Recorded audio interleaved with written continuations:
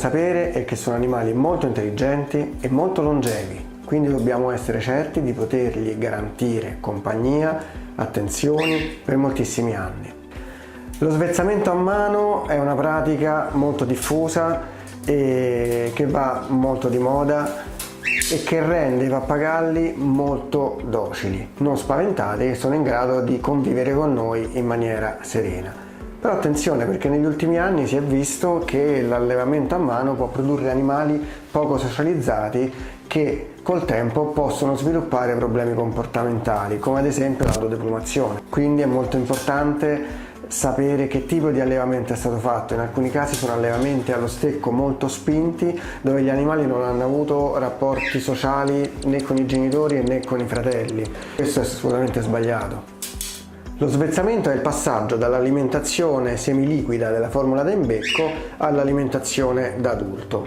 È un momento molto delicato, è assolutamente controindicato adottare un pappagallo non svezzato. Questa è una pratica che deve essere lasciata agli esperti. Possiamo prendere un pappagallo che già mangia da solo e magari è ancora abituato ad assumere una o due imbeccate durante il giorno. Non è assolutamente vero che il pappagallo più lo prendiamo piccolo più si affeziona. È importantissima una prima visita subito dopo l'adozione e bisogna conoscere che esistono delle malattie infettive per le quali è bene fare dei test per sincerarci che non siano presenti.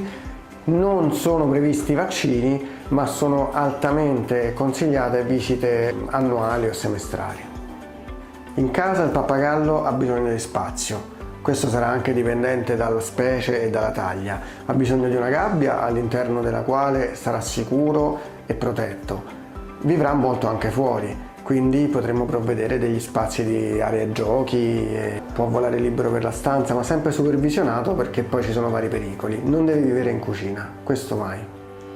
L'alimentazione del pappagallo è molto meno semplice di quello che si pensi. Non è una ciotolina di semi, è un'alimentazione ricca di alimenti freschi, legumi, cereali, frutta, verdura. Può contenere semi e poi esistono anche dei mangimi estrusi. Bisogna impegnarsi nel far conoscere al pappagallo le cose nuove e cercare di garantire una dieta variata. In casa esistono tantissimi pericoli e conoscerli ci aiuterà ad evitarli. Innanzitutto dobbiamo evitare la cucina, perché oltre agli sbalzi di temperatura, alle pentole con l'acqua bollente, ai fuochi, esistono pericoli tossici. Molte pentole che utilizziamo hanno delle coperture antiaderenti che, se raggiungono una temperatura elevata, sono mortali per i pappagalli. Altri pericoli comuni sono l'ingestione di corpi estranei, metallici soprattutto, che possono contenere sostanze tossiche, piombo, zinco. Quindi attenzione che quando il nostro pappagallo gira per casa non controllato può ingerire anche particelle molto piccole di metallo che possono mettere a rischio la loro vita.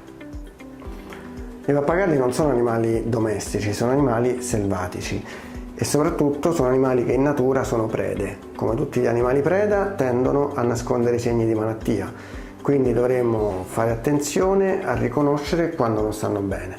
Sono animali meravigliosi. Quando loro stanno bene e il nostro rapporto funziona, sono in grado di dare veramente molto a livello di compagnia e di interazione.